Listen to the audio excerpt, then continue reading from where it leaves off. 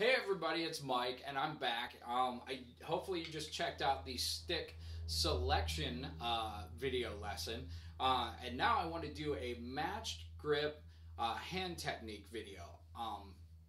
I'll do a separate one for traditional grip because that left hand is worth making its own video about to get it right. So matched grip, that means we're going to grip the drumsticks, essentially making the mirror image of each other with our hands, okay?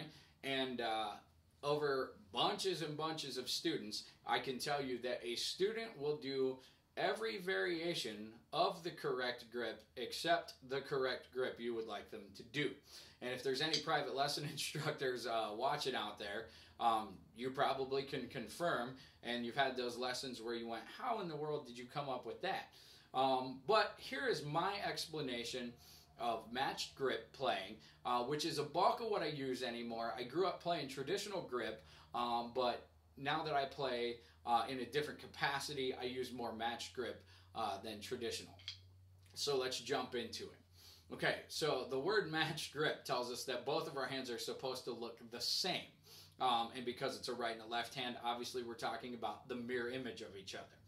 So what I like to tell students is here's a couple explanations to try to get them started off at the right place. Okay, here's the stick, right? If I'm going to hold it as if I'm going to play it, the first thing I tell them is I tell them to put their thumb on the stick as if they were making a thumbprint pointing towards the tip of the stick. Okay, and I'm kind of twisting my wrist around so you can see my thumb. Okay, so once they get that there, just like that, okay, I have them wrap just their index finger around it, your pointer or your index finger. Now here's an important part of matched grip playing, okay, and I'm going to do some videos on finger technique versus molar, but molar, again, will be its own video later on. So I have them grip the stick with only their thumb and their index finger, and then make sure that their thumb is pointing up the stick towards the bead as if they were trying to make a thumbprint on the stick. Okay, so what we have is this, and these fingers are kind of out here wiggling. Okay, then I have them gently lay their fingers on the stick. Okay, so that takes care of how you're actually gripping the stick. Now, so once I explain that, I have them pick up the other stick and I have them do the same thing. And then I have them drop their sticks down to their sides like this, and I tell them to bend from their elbow up till the sticks are straight up in the air by their head, and I have them drop the tips of the stick directly into the center of the pad or drum that we're playing. Okay, now once they get here, so watch that again. Okay, once I have my grip, okay, so thumbs are on the stick as if they're making a thumbprint on the stick pointing towards the bead of the stick. Then I have them curl around that index finger and gently lay the other fingers on the stick. Okay, now the angle is something to pay attention to. Okay, it used to be a long time that even drum teachers would teach that the stick would come out with your arm. And I'm telling you that that's terrible, and that's how you get carpal tunnel and you have all kinds of pain in your hands, okay? If you look at your hand, the palm of your hand, and if you cup it a little bit, kind of like if you were playing conga, trying to cup your slap, you'll notice underneath your pinky knuckle, there's a large wrinkle, or like where your palm line is. And what I tell them is the stick is supposed to lay just below that wrinkle in their hand, so that the butt end of the stick kind of runs with their knuckles and to leave about 1 inch to 1.5 inches out of the back of their hand. Okay, now if they bend from their elbows and they turn the tips in, drop them in the center, they should have a 90-degree angle between the two sticks, which is starting in the dead center of the drum. And let me talk about playing areas, okay? Now again, this is an explanation for beginning drum students, okay? A lot of times at school, students will be told to play on the back edge of the snare drum. And I'm pretty against this because drums are round, and the physics of drums tells us that our best sounds are going to come from the center of the drum. And there's a lot of debate, but we're talking about third, fourth, fifth graders. So they're not exactly ready for the nuances of the playing surfaces of a snare drum. Again, these aren't seasoned symphonic snare drummers. These are little guys who need to just learn how to take the stick and stay in time. So I always have to counteract, for a lot of my lessons, them playing on the back edge of the snare drum. And I have to tell them hundreds and hundreds of times to play right in the center of the pad or the drum. If you follow Prologix or are aware of that practice pad company, they make a really awesome pad called the Marksman pad. And I have one, and I'll show it to you. Stand by.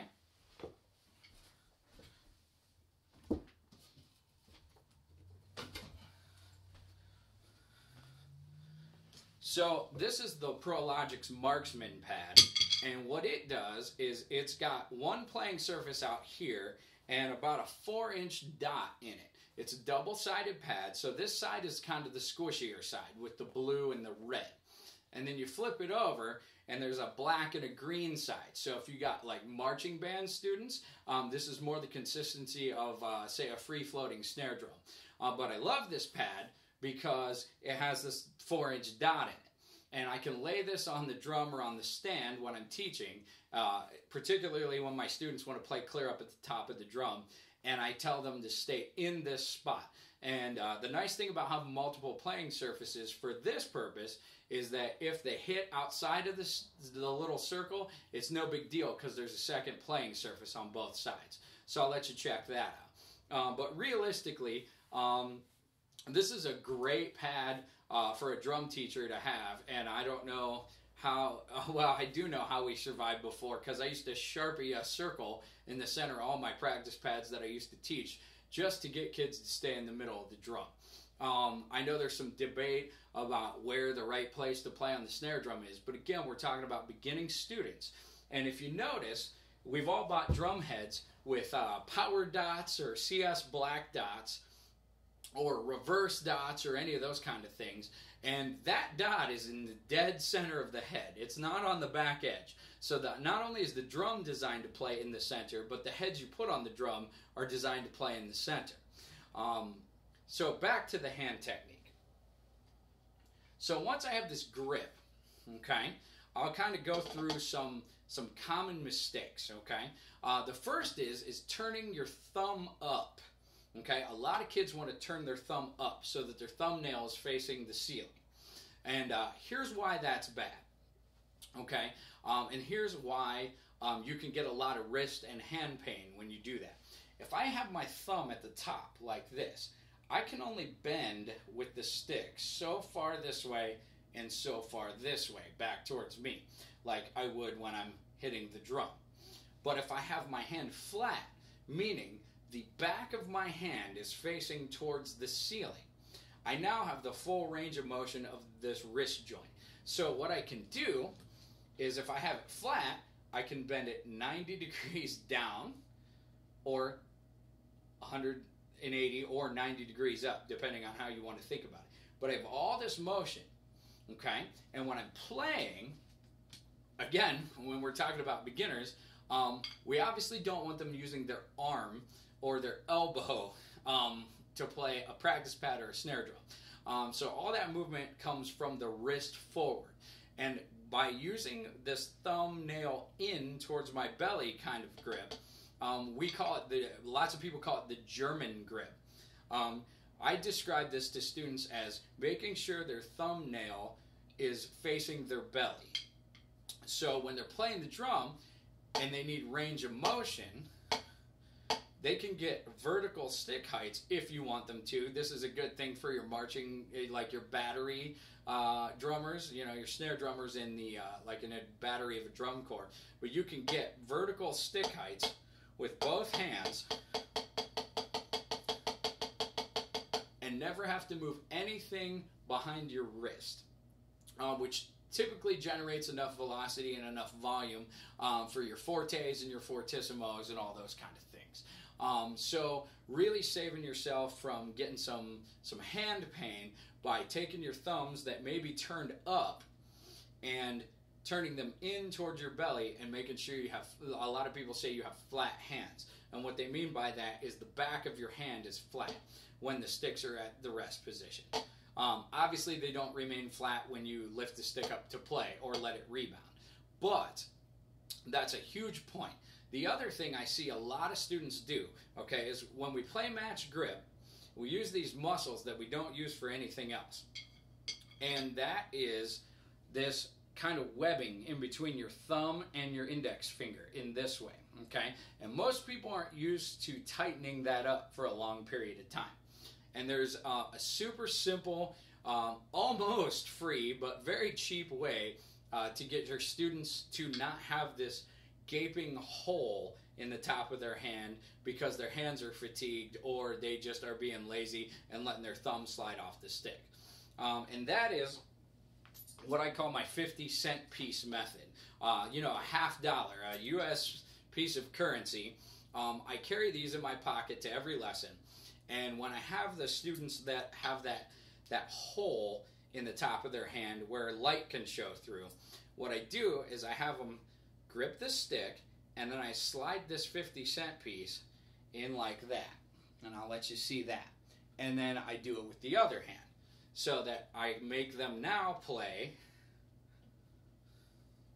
with the 50-cent piece clenched in that space in their hand, if you can see that.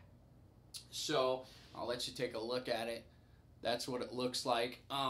So 50-cent piece is great, and I found that a quarter is a little bit too small. If you know anything about currency, a quarter is only 1 inch wide at its fattest point. So sometimes you need a little bigger coin. Really, you can use any coin to get the point across, but I like these $50 because they're just the right size to do what we want them to do.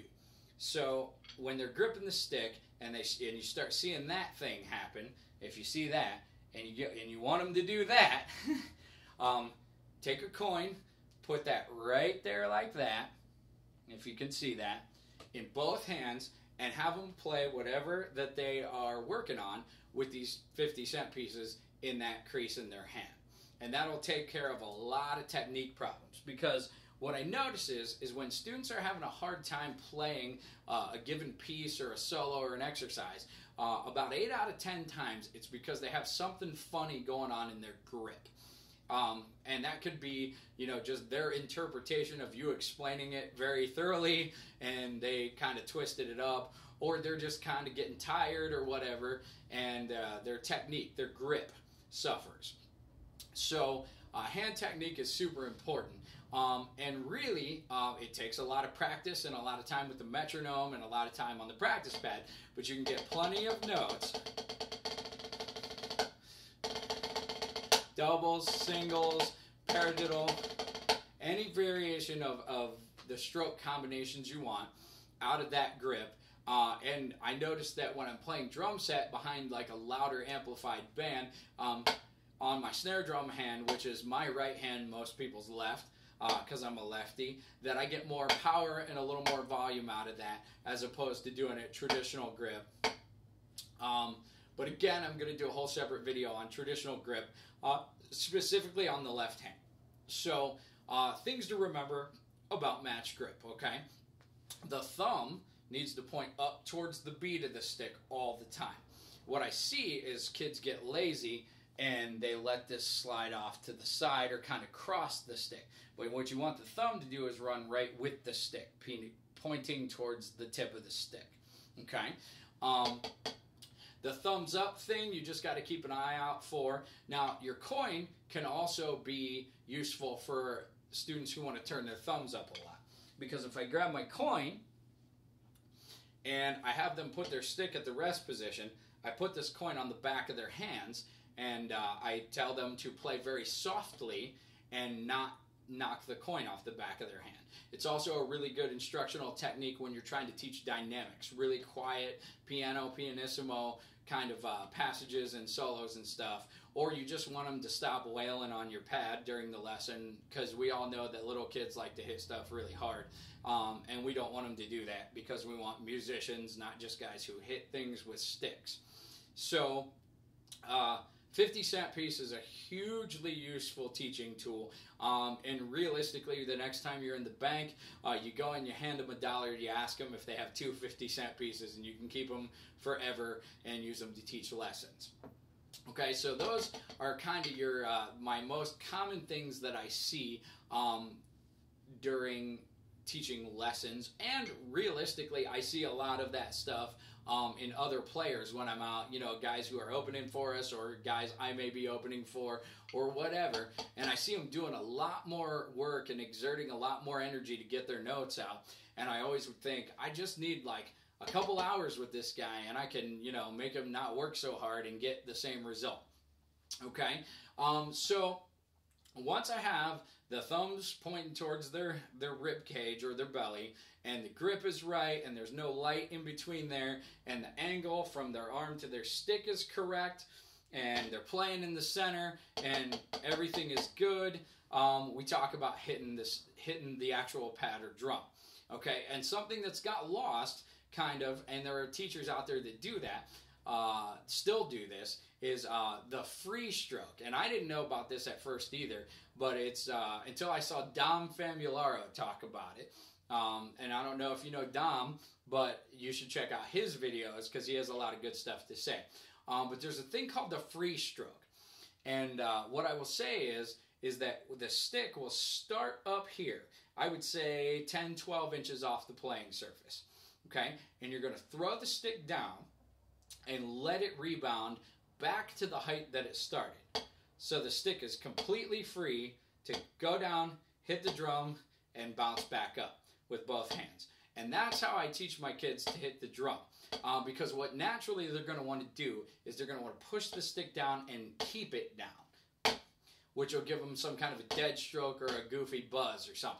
So what you want to teach them to do is start a little higher, and don't be afraid that they're going to be too loud. I teach a lot of lessons, especially beginning lessons, on a practice pad to save my hearing, because I don't particularly want to spend hours a day with a fourth grader wailing on a snare drum. But you start them high with this point, let them drop the stick, let the stick rebound back to the height that it started. And that's a free stroke. While I'm talking about that, that's a really short explanation of a free stroke. But while I'm talking about that, the other thing I see in a lot of school band programs is that they always want the drummers to be quieter, quieter, quieter, quieter. And I understand that because, let's face it, being a drummer is the coolest part in the school band, and more kids want to play drums than anything else, I think. And I can understand how that would get overwhelming in terms of volume when you have 35 kids back there beating on snare drums. But it doesn't do the students any good at all to teach them only to play really soft and really low. A good analogy I was told once is if you are a weightlifter and you want to get a big bicep, you're going to pick up a dumbbell and you're going to curl it from top to bottom to get the full range of motion. Okay? You wouldn't expect to get a large bicep by only curling with your wrist this much, because then you're not going to build any muscle. And essentially what playing drums is training groups of muscles to do what you want them to do when you want them to do them. So if you want them to have control, you gotta at some point let them play a little louder. And I'm not saying unlimited, and you don't want them wailing with their arm like this, or like swinging it like a hammer, obviously. But you do have to get away from only letting them play really quiet. A possible solution to this is you take your best 2 or 3 players in a class and you let them play on a real drum, and you make everybody else play on a practice pad until they learn how to control their volume and their sticks. But at some point for their development, they have to be able to hit a little harder, and I spend a lot of time during lessons telling kids not to be afraid to hit the pad. I was always taught to play through the drum head, which essentially is a different way of saying don't be afraid to hit the drum a little harder.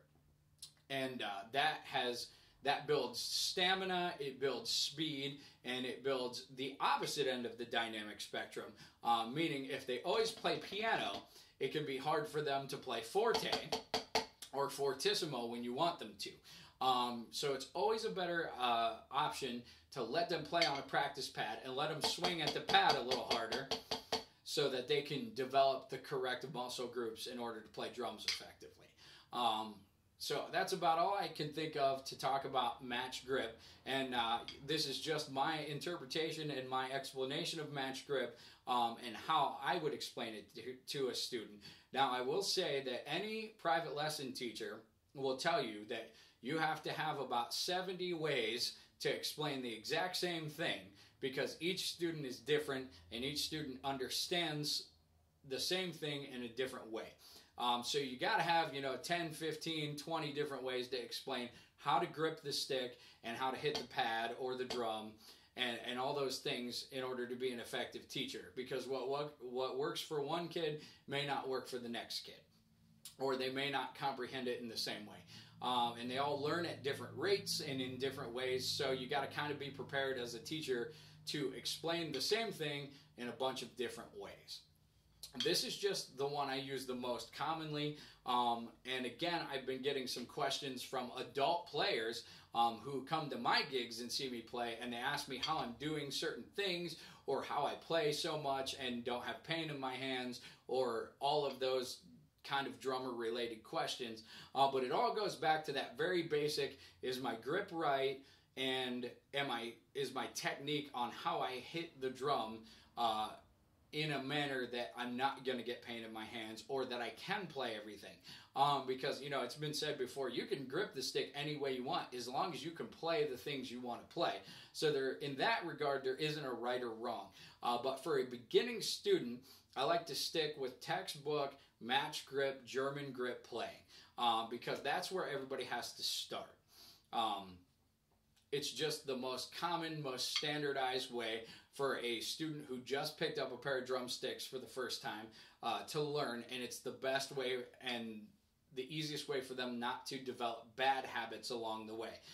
Because teachers will tell you that, if you pick up a student who's already been playing and has been exposed to something where they have bad habits, you have to take twice as many lessons to correct their bad habits and then get them moving forward to learn something new.